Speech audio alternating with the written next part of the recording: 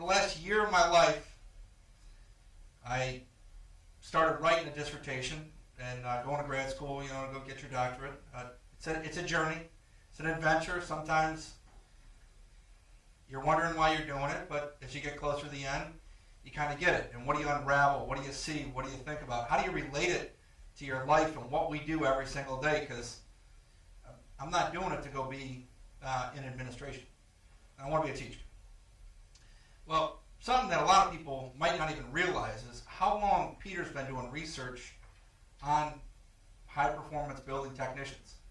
And he's got a ton of back research. I mean, you can go back to the 90s and see stuff that he's done work on and written about. So with that being said, that was one of the things that kind of inspired this journey and the Best Center. So this is actually because of the Best Center, and that's why I actually pursued this. And that is an actuator. Right? That is an actuator. Oh, that's good. That's good. So anyway, to give you an idea of kind of what I got into, you almost don't know what you're doing until you get there, right? Until you start doing a literature review and finding out what's out there, what do we see, what do we think? You keep hearing these different perspectives on systems thinking. And everybody says, we need systems thinking for HVACR educators. We need it, we need it, we need it, we need it. It's got to be there. From the National Institute of Building Sciences to, Better Building Workforce, which is part of the National Institute, to NSF, to documents and the big study, the Building Intelligence Group. And everybody keeps asking for this. So the first thing you got to figure out is it even there? Who would have ever thought systems thinking would be an HVACR education that's got nothing but systems, right? And when you really think about it, it's nothing but systems. So to give you an idea, first I wanted to walk you through different things that I think are significant about it, and that's that building technicians, they're in the future, they're going to play a huge role in managing energy. Right now, energy is still cheap in most of the United States, but as that turns around, our whole world's going to change. The cost of an HVAC technician is going to go up. Cost of a high-performance building technician is going to go up even higher. And people that are savvy with controls and the things that we do here at the Best Center are really going to matter even more. And this is worldwide, right? When you really think about every war that's been fought, it's over energy and resources. What are we doing now? We pool everything in, and we keep it here in the United States because that's where money and power really, the rubber of that meets the road, right? So when we start to get low on it, it's going to change the game. That was one reason. So systems thinking skills, they've been identified in the literature as needed. So when you're doing research, you have to find a question that people have about a particular topic so that you can pursue that research saying that this is needed for our industry and what we do. And then buildings, what a perfect example. They're filled with nothing but multiple complex systems. I was explaining the other night, everybody's sitting here that I've had great conversations with about systems thinking, about different complexities in buildings, but when you start sitting there and really getting into it, you start thinking, well, why is a car is a complex system? A car is an extremely complex system. But a car is a reverse engineered manual, right? So everybody in a car can go to a book and find out exactly what to test, where to test, how to test, and why to test, and it's all reverse engineered. When you look at a building, one contractor came in, another contractor. Ted was talking about recommissioning, coming back in. Who did what, put what control where, what chiller got set into that building. So there is no reverse engineered manual. So now it's just utter chaos. Every building's unique. It's like my students. They're all snowflakes. Just not in my class, right? They're all unique. And there's no real clear research about systems thinking for any post-secondary education, for technical education, for us. So when you start thinking, what everybody's saying, we need systems thinking, don't get me wrong, it's important, but where does it land, right? What is systems thinking? So that's something you got to investigate. And, I thought I'd give you an idea. Hey, what is systems thinking? And where is systems thinking now? It's in business. They use it in business to change major corporations and how they procure stuff or how they manufacture stuff. It's in NASA engineers. It's all over the world, right? But it's not in HVAC. But when you read the systems thinking literature, what's the first thing they always reference? A thermostat. A feedback basic control system that we teach in our level 1 complete rookie class, right? They talk about our industry, every piece of process control in systems thinking, but they talk about HVAC educator specific, lessons to help inform the business communities. So we don't have anything on systems thinking, in our literature. So, systems thinking has been defined I don't completely agree with all these, but to give you an idea, you have a way of thinking that suggests that we observe the world as a system of dynamic systems, dynamic being always changing, right? That can allow us to understand the elements, interconnections, and behaviors as they shape the whole of the system. And that's part of it too. Shaping the whole of the system, it's got a connotation of holism. We'll talk about all these different things. And system archetypes. I really think that this is something in the future, if anybody's planning on ever going to get a doctorate, this is an area of research in our field that would be absolutely critical to teaching high-performance building technicians. And system archetypes, they're patterns that occur again and again, and they can be used as a tool. When you look at any business class in America, all the way through an MBA or a doctorate, they always talk about leadership mistakes, company mistakes. And why? It's so we can learn from them, right? Buildings are the same thing. I'm not going to say that building mistakes don't get swept under the rug, but they're swept under the rug, right?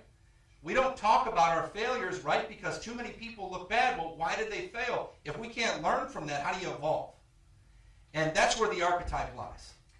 And it wasn't a pursuit exactly. I was looking what systems thinking exists, how does it exist, and what fundamentals can be developed, from different educators that have been recognized across the country. And I think that's important to focus on, right? So when we look at, there's all kinds of stuff here. And I'm going to just read the beginning, but there's a taxonomy. We were talking about Bloom's taxonomy, right? For last couple of days with Brian. There's a whole taxonomy from Stephen Hopper about, hey, this is how we assess your level of thinking in a system, right? Do we just get up there and read out of a textbook and do PowerPoint and say, this is this, move on? Put the filter in the furnace, put some gas in the unit? We're always trying to come up with different ways. And, at different levels, we have recognizing the interconnections. Well, what pieces connect? We're doing that all day today. What pieces are connecting here? How are they connecting? What's the feedback signal? What's happening with this feedback and how do we see it?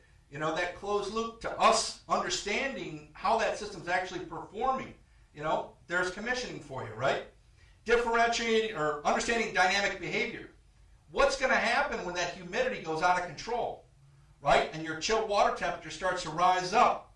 What's going to go on with humidity when your outdoor air is coming in completely different than you thought? We're talking about a dynamic behavior that can happen with what? The changing of the weather, right? We get a flash storm or a flood or anything else, it can change the whole dynamic of our building.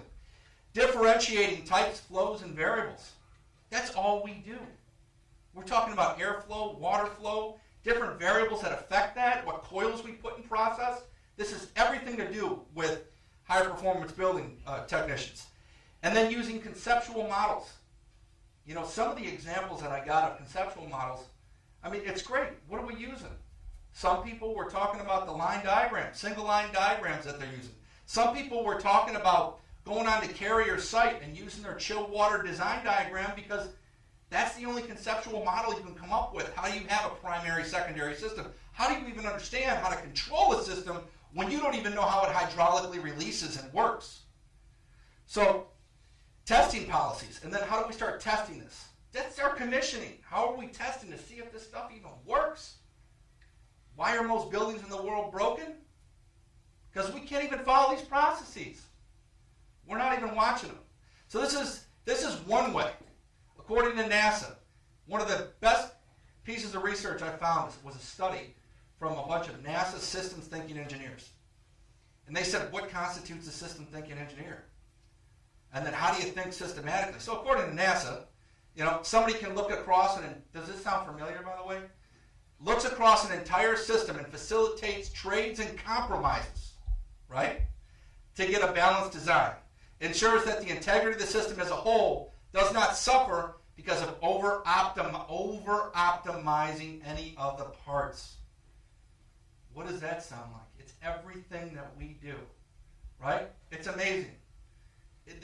System thinking can be studied, I believe, in just from HVAC educators, even on from the simplest to the most complex form.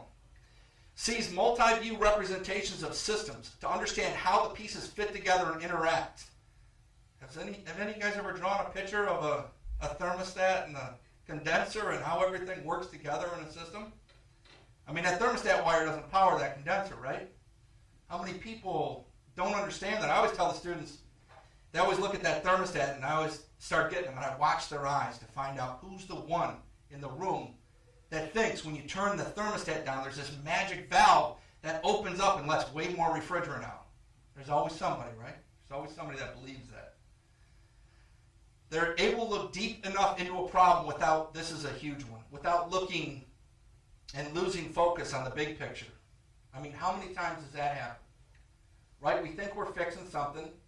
We go in, we put in battery-operated sinks, right, that get broken, that are supposed to save water, and they stay on 24/7, and they end up using more, and the batteries cost, and then we got to dispose them, and other things happen. But up front, it looked good, right? We got our stamp. So, breaks the problems down into smaller, manageable parts. I would bet my life that everybody in this room explains every HVAC complex system like that. What do you do when you're intimidated? You got this huge, complex system called the mechanical room. You break that problem down into smaller and more manageable parts. That's like one of our creeds, right? And then understand how that system works. What it was designed to do, its functions, requirements. It's able to analyze, and this is a higher level issue, but it was a fascinating study just to pull pieces out of to kind of prove what you're saying, because I can write if you didn't notice, I can talk, right? But if I could write a 150-page document in 2 seconds, it's writing it academically and finding the right sources and citing the right things and moving forward is what's very difficult. So finding things like this makes it a lot easier. So, one of the things, I ran across all these philosophies. You run across these philosophies, and then you start to see these instructional methods that work for you, me, everybody. And while I'm going through the research, I'm thinking about how I do this stuff in class. But you're already thinking that you're doing this, but we're not paying attention to it. How do we explain something? How do we explain a complex scenario? How do we dig into something and make sure that the mind of somebody that's completely oblivious to a system gets it? How do you do that? How do you know you do it? Do you say it 1 time, 2 times, 3 times, 4? What works? How do you explain that? You're talking about a complex system. Which way do you go? It's a journey, right? So, experiential versus academic systems thinking knowledge. Every single person that I talked to had experiential systems thinking knowledge. We weren't talking in holism, and yeah, we talked about, we look at the whole. We talk about reducing down towards a problem. Every single person in here is a systems thinker, as far as I'm concerned. When I look at HVAC education, after experiencing this, we break down systems. I don't care if it's a condenser, if it's a furnace, it's a refrigeration system. Doesn't matter what it is, if it's energy, where's the problem? Where is it at? How do we think about it? You have to think in systems to do this. You have to. Instructional methods. So we'll talk about mastery and how do you deal with this? How do you beat on the students, right? The right way. Not physically, if this is being recorded. Never would do that. Each educator approached teaching systems similar in both their philosophical and their instructional methods, but they had their own style. And that's kind of what I wanted to talk about today, is what do you learn from all this stuff, and where are we at? So, when we think about systems, we're thinking about multitudes of things. There are systems and subsystems. So if we just took a furnace, what's the whole purpose of a heating system, right? And then what heats that system, the furnace? Well, what is fire in the fire, right? The combustion system. We can get lost in the heat exchanger and pressure switches and igniters and all our safety switches in a second. Condensing units, outside, we can get lost in those systems. What's happening with the vapor compression cycle? Well, how do you approach that for a student? And these are different ways that basically, when you start seeing it, it wasn't just a system that consists of elements. First, its purpose. What are we here to do, right? That's the overall view. What's the purpose? What are the interconnections? And the other one that really wasn't highlighted enough was interdependencies. Every system has an interdependency. Every single system. If that safety switch, that high limit is open, that system's not running at all. It's interdependent on that, right? The draft not being proven, right? We can relate this to just a basic furnace. So you start reading, and then you got people that start saying, well, holistic systems thinking is the best.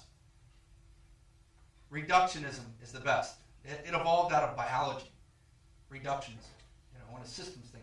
How do I look at a niche and a system and an ecosystem and where things exist and how they grow? When you start digging into these different theories, and what starts to happen is you have this perspective of systems thinking, which is holism. You got a reductionism. And then you have emergence. How many people in here have heard of emergence? Right? Which is, think about a flock of geese. It's chaos, and they all jump up in the air, and they all move towards a V, right? Does that sound familiar at all to our business? When you fire up those chillers and those boilers, that system, you don't know. It's just emerging, and you're hoping it's going to hit that V, right? And that building's going to run like it needs to run, or it's going to be broken and off and crooked, right? So emergence is a whole other way to look at the world. Reductionism, it has a purpose. So systems thinking, I came to this conclusion about systems thinking is that everybody talks about it as this one philosophical approach. And it's just an approach to a complex problem. And how do we do that? We got 3 different philosophies, basically. Everybody always wants to carve one philosophy and then, put a gold fairing on it and call it theirs. And that's okay, but there's 3 basic core ones that are fundamental that I think are important to what educators do. And there's also 4 different instructional methods. And as I was going through and recognizing as I'm going through the data, the one that I didn't even go for is, and it reminded me of my undergrad, because I got an undergrad in communications and business, and it was from com theory. And I don't know if everybody's ever heard of narrative theory. But narrative theory is we all learn from different stories. Think about all the movies you watch, the songs you listen to, and the stories you hear. So narrative theory is something that is critical to study, and I think in our field. That's what will help. That's where systems archetypes really existed. That's where they existed like crazy. They were everywhere. And those archetypes evolved out of, this is a mistake I had. This is an experience I have. This is me sharing what most people don't talk about. Right? I just read a great article. I was talking last night with a couple of colleagues about NASA's chilled water system. NASA had a problem. And they wrote about it. Think about that. Not only did I have a nightmare of a problem, but we wrote about it as a case study.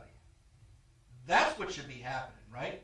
But it's a story, it's an archetype. How did we get here? And there's about 11 different archetypes, fixes that fail, escalation, how we all fight, adversaries. There's 11 different archetypes. I don't want to get into that too deeply, but I want to relate this to something you'll understand. Causal loop diagrams. That's everything that we do. What's our condensing temperatures right now, right? What's that cooling tower temperature at? What are my condenser temperatures at? Am I running at 40? Where am I at on my coils? What's my evaporator TD? We're looking at all these different loops because what are they? They're interdependent, right? If we don't have a condenser and a fan's gone, we don't have an evaporator. If we don't have airflow, we don't have cooling, period. single system that we deal with is interdependent of one another. Well, how do you explain that to somebody? How do you even get a student to think about head pressure? Right? When does it move beyond put some gas in it to, well, what's the ambient saying? And what does that tell you? And what are the temperatures? What are the pressures? Can you figure it out from here? It's the same thing in a building, right? Why is my chilled water temperature going through the roof? Why is my range out of control right now? So, causal loop diagrams. I guarantee every single person in this room works with those on a daily basis on what's happening. And it's just a methodology that says it's an instructional method of figuring out a system that you're trying to understand, like a cooling tower. I'm looking at a cooling tower. I need to figure out a loop. Where's my loop going? How hot's my temperature? What's my return? Is it just heating up? Did I lose my fan? What happened? Now my condensing pressures are going up. Now my evaporator pressures and suction pressures are rising up in the chiller. They're all interconnected things, and you play a game back and forth with these students. And you keep interrogating them and asking them those questions to see, do they really understand this? But it doesn't mean anything until you show them either, right? That's that whole concept of the living laboratory. All right? That's what we're here for. That's what this is all about. Because at the end of the day, you can pretend all you want that you got it done. If they don't understand it and they go out there, they're not going to be successful. And that's the name of the game in our job. And that's why everybody should be sharing everything. It's because we got enough problems out there just trying to get that part done. Adaptive expertise. This is a big one. Peter's done research on this too. And it popped up in his research in a couple of different places. But adaptive expertise. You know, how do you take that philosophy? We sit in that classroom, and how do you take it and apply it? Right? How do you adapt to that scenario? Well, maybe it's not a cookie cutter. But if you teach those bare fundamentals, they still apply to every situation that you're going to come up against. Right? So how do you focus on just those fundamentals? How do you get them to adapt? When they start wanting you to hold their hand through every problem. At what point do you slap their hand away and say, figure it out? And let them adapt. And use that expertise that they've been studying in their books to try and think through a complex problem. That's systems thinking all day. And it's an instructional method. Recursion. Right? Anybody know what recursion is? Make this little interactive thing here. Repetition, right? That's it. That's all it is. It's repetition. I'm sure a student understands how to fire up some torches or charge a system after the first time. Right? Only takes once, right? Yeah, exactly. You can tell them once. I've seen it done in classrooms. I've seen somebody all semester, they hook a gauge set up once and they think they got it. There's no way. It's like somebody in football running ropes. You don't run through the ropes the first time and get it. You're tripping all over the place. But it takes practice. It's a skill that develops mastery. And that's another thing that needs to be pursued. So I think it's a great instructional method. That's why I spent time on it. Narrative learning. How do we tell stories? What happened? What happened to me? How do we do this? We do this every single day when we tell stories of what? I know I do. Because I'll tell them how big of an idiot I was from a safety perspective. What I didn't know, what happened, how lucky I got. I have no problem telling anybody any mistake I've ever made. Because as long as they're learning from it, it doesn't matter. That's what it's about, and I guarantee every single person in this room does the same thing. So, what's this circle here? What's emergence? What's reduction? What's our problem? We have a complex system. How do we think through it? A system can be everything, right? Or it can be a subsystem. A system can be a chilled water plant from a holistic perspective, but it can just be the chiller. A system can be a chilled water plant. It can just be the problem, an air handler. It could be an outdoor air system, right? So we talk about systems and subsystems. Now when I get to that air handler, I can look at that air handler holistically. Holistically doesn't just mean the chilled water plant. It could just mean holistically of a subsystem. So that's when I talk about this inside of this document. There's a micro and a macro level. There's systems and subsystems, and how do we think through that?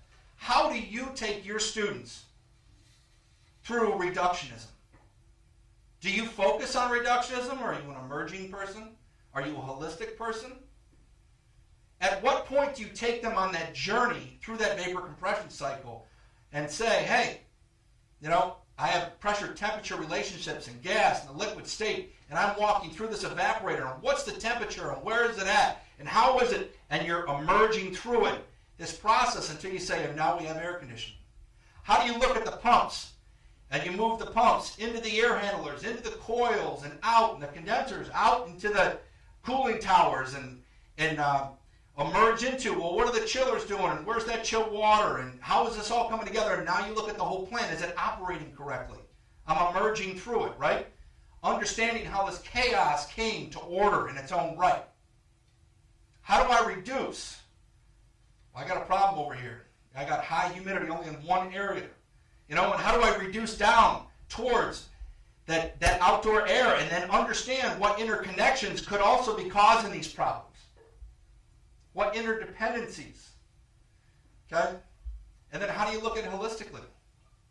This is everything about seeing a system in regards to energy. It's in regards to energy. It's in regards to education. How do you get them to see how the parts of all the systems work from an emerging perspective, and how do they work from a reducing perspective, and how do they all work together? And that's my whole point about systems thinking. And one of the reasons I'm here is that saying it is a solution to a complex problem. It's a way of thinking to deal with a complex problem. It is not holism. It isn't emergence. It isn't reductionism. Those are just tools, just like a technician would use. How many times have you said that? What's the most important tool any technician's got? It's your brain. That's it. That's all you got. You can work smarter or you can work harder, right? You can replace 16 chillers and realize you had a valve closed. I'm sure that's probably happened somewhere. I'm sure. But I want you guys to kind of get a feel for, hey, what is systems thinking, and how does this all work? Some of the recommendations is, you know, when you guys are in your classroom, when you sit there and explain a combustion process, right, or the vapor compression, can you reduce? Can you emerge? How would you do either or, right?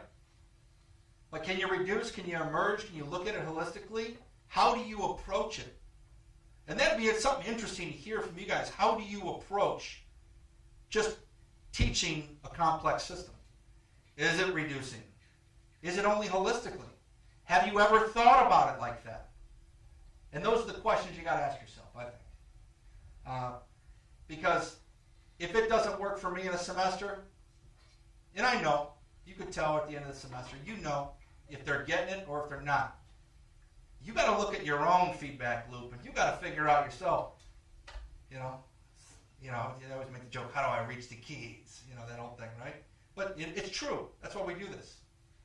Otherwise, we go out into the industry and make way more money. That's what it comes down to. But how do you approach it? Some people might see from an emerging perspective. Think about the perspective of just a rookie student or somebody that just doesn't get it. Maybe they can't see holistically because they don't know how all those parts emerge towards that holistic perspective. Maybe they can't see it, from a reductive perspective because you didn't start up top and say this is interdependent and connected here and here and here and here as you reduce down in your lesson towards whatever you're trying to figure out. And so, in a lot of these, when you're looking at this, I'm not asking you to, this isn't, I spent a lot of time thinking about what are the patterns that emerge from all of these different educators. And these patterns are, people are using holistic inquiry to get students to understand how systems work together. How many times do you stop and say, well, how does the draft affect this? Or what happens in the chimney what happens if my flue temp goes down too much and I don't have a liner in my chimney, and then the condensation starts bleeding through the walls and putting mold on everything? I mean, when do you get into that? Where are the interconnections? Or is it, hey, this is a natural gas furnace. This is an oil. Remember that. And remember this next one. It's just, how do you get them to understand how those complex systems work inside? And that's what this is trying to say. Do you think like this from an academic perspective? And people say, well, experiential learning and adult learning theory, I've heard some things about that, like adult learning theory, experiential learning. That's great. I think every educator in HVAC rose to the top because they could think in systems and in their own way. And it was from an experiential perspective. How we take structure and add structure to it is what grants you the ability to easily navigate from a reductive perspective, an emerging perspective, to use adaptive expertise in what situation. Classroom strategies, curriculum development. This is something just like soft skills for a teacher. This is something you got to do the whole program. Something you got to think like. I don't know how many times you sit there and there's a problem that's simple that a student should be able to figure out, but they don't. And that's what I'm getting at. I'm not saying anybody's doesn't teach or do this right or that right. What I'm saying is how do you get that feedback right? And your system as an educator working properly. It's dynamic. It's always changing because every student's different. Every semester's different. How do you get to that point where you're watching that feedback loop on you and operate efficiently? Systems thinking researchers, an advanced understanding. I focused on pretty much the top 3 or 4 interconnections and variables from Stephen Hopper, but there's a whole other world there. Again, systems thinkers and books on systems thinking are written about what we do every day.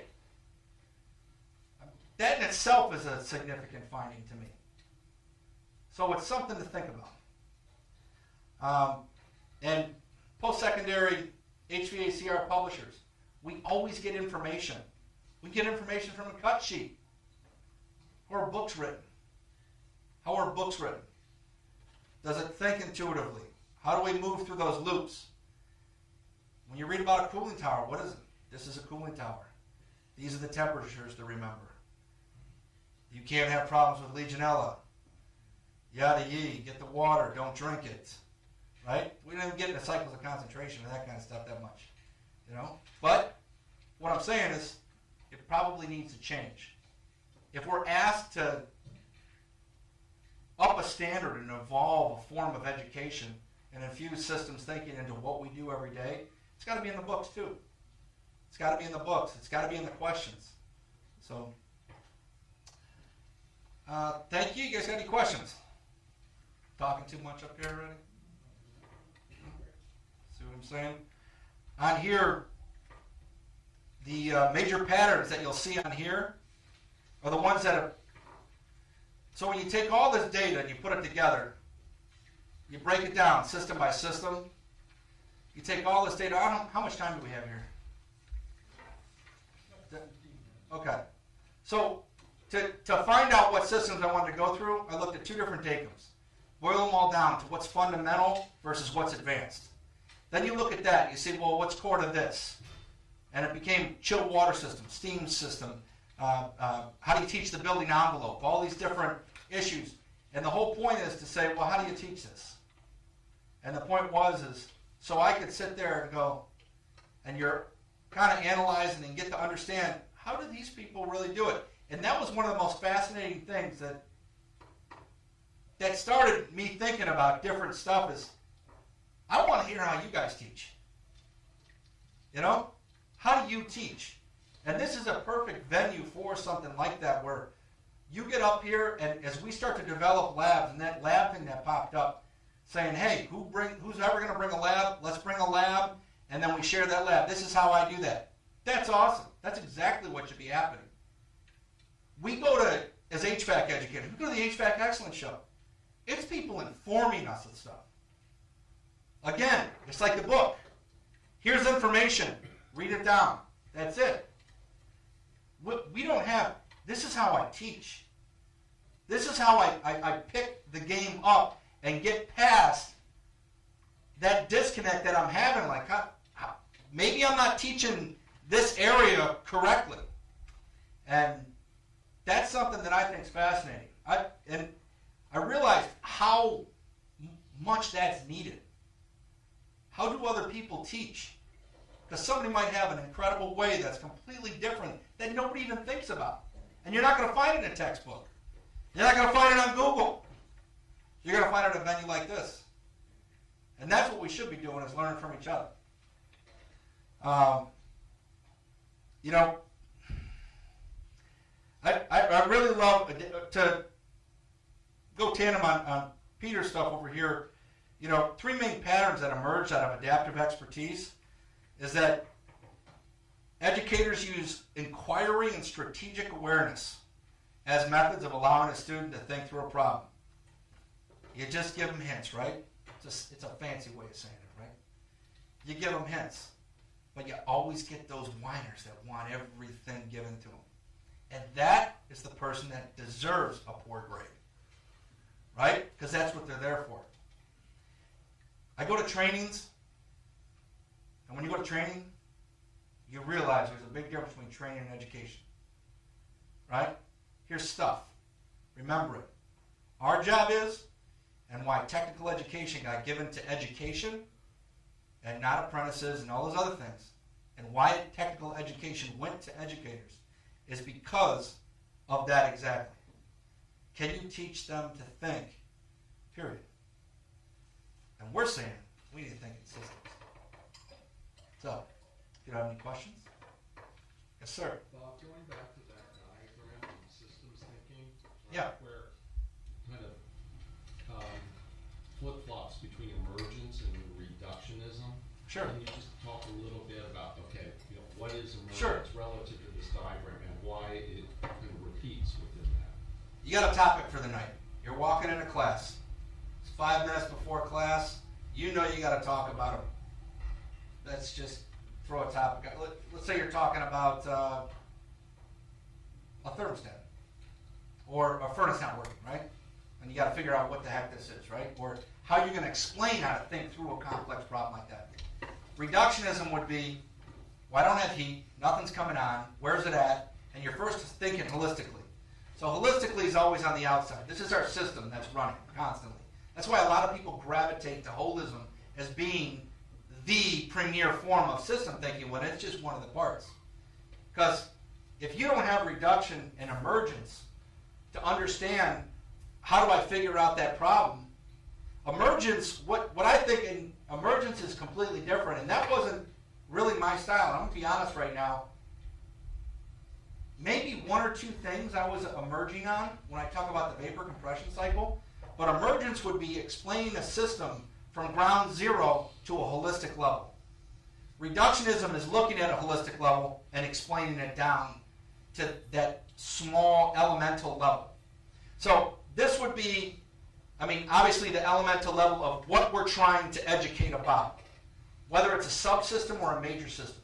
Major system, again, chilled water plant, subsystem. That is a major system. That air handler over there. How do you explain just that? Just like a furnace, just like the ductwork in a home, just like the insulation on the walls. I mean, there's so many parts of a home system that are there, but how do you think through it? If you're only thinking one way and the students aren't getting it, maybe you need to try emergence. How do we start at that elemental level and emerge out, and then this is what happens, and that's what happens, and that's what happens, and then it moves into there, and you test on that. You know, that's the difference pretty much what I see, but instructional methodologies is, what are things that are going to take a lot of reps to understand? You know, dialing a gas valve, balancing a fan, and just to keep it simple, putting a blower fan in and balancing it correctly and not tightening not making sure it's on the flat of the shaft and balanced and set in there right and tightened and the wires and the harness in the right spot. All those things matter. If you let a student just do what they want, it's just sloppy. You don't make them pay for what they did wrong. You just break your lab down even more. But Recursion, how do we develop mastery, right? Adaptive expertise, do you tell them all the answers? I'll walk past somebody before I give them an answer on anything. I look at a clock and I'll give it 15 minutes. I says, I'll be back in 15 minutes and I'll give you a hint. And that's it. I'm not here to give you the answer. I'm sorry if your parents just gave you every answer you ever asked for in your entire life, but I'm not your parent. I'm your educator. It's time for your brain, that thing that hurts your brain and frustrates you now, it's called thinking. And I deal with it like that. Causal loop diagrams. How's that heat flowing? Where's it flowing? Hydronic systems. Every hydronic system is a causal loop diagram. Every single chilled water, hot water loop. That's just a diagram. Where are the temperatures? It's amazing that temperature differential and pressure differential will get you through 9/10 of the troubleshooting problems you could ever understand or experience in your life. But it's kind of why I put this together that way. And then telling a story. We learn from songs. We learn from books. We learn from movies. We learn from stories. Our entire society learns based on narrative learning. There's another math theory. I don't know if anybody knows the common theory of math, but there was it's like numerical theory or something like that, where people, they just think and learn through numbers. Right? Our society, we learn through stories. We have since the dawn of time. Well, drawn on those walls, right? Cave walls. They were drinking some form of Diet Pepsi or whatever they were doing. So, yeah. You mentioned the notion of case studies, and you see that a lot with business. You get, we learn through failure. Right, exactly. Are there any case studies on buildings? It seems like our industry wants to cover up rather than expose. Exactly. And there are some, and there are some people that you don't really see a lot of information on. And not to pick on one thing in particular, but there was a person doing I read a study about buildings on a man who was investigating LEED Gold buildings.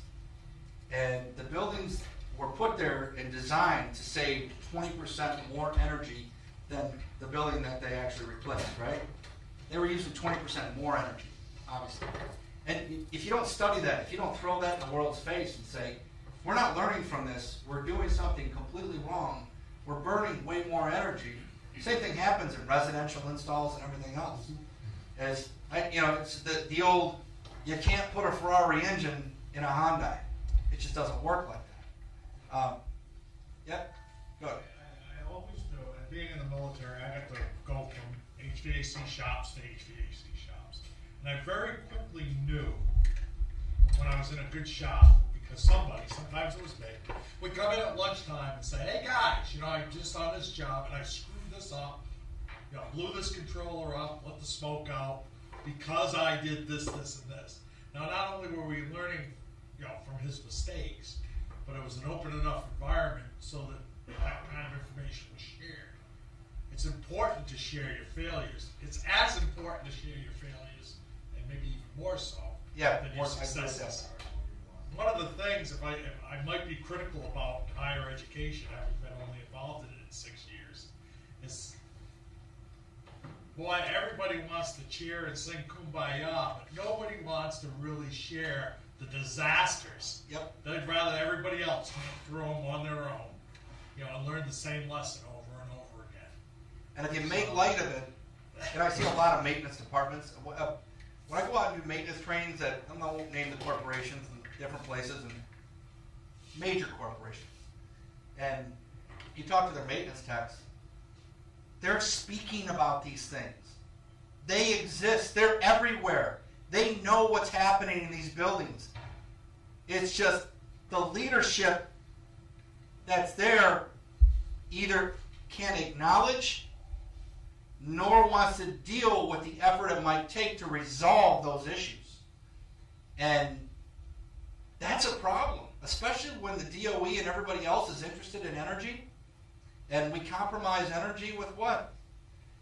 Our egos, right? Let's keep it going. Put something bigger in. What's out there? Marketing mistakes, though, great one. We study businesses like that, but why can't we study a business? Because we get to watch it tank on Wall Street. A building, well, buildings do fall down, but but it's very rare. I mean, we use buildings and we reuse them and we recommission them and we rework them. There are structures that are there, and who's ever running them, they don't want the world to know that they completely screwed up. That they're spending an extra $100,000 to $200,000 for a simple mistake a year that they have no idea about, nor will they acknowledge it from a technician. So, we hear stories. We heard when we were in California in January. It took them 3 years to figure that building out. That passive building they had. 3 years! And my question was, who's got a technician background?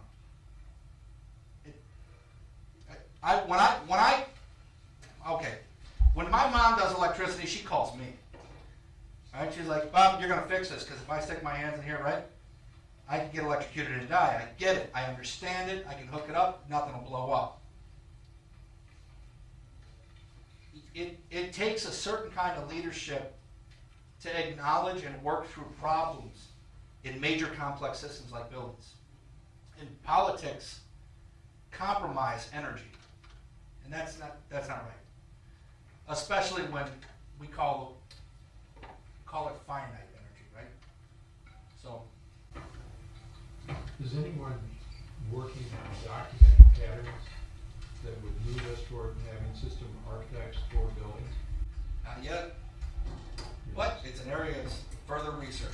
Yeah. And I just the stories in this room and from this network of people could probably capture just a multitude. And the people that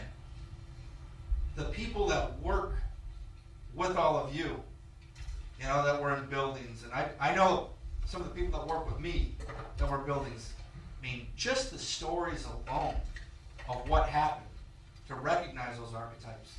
You want to talk about something that every commissioning agent in the world should be required to read? We're talking about commissioning today. Every commissioning agent in the world or inspector should be forced to read how failure happened and how to prevent it and why. Otherwise, it's just going to keep happening again.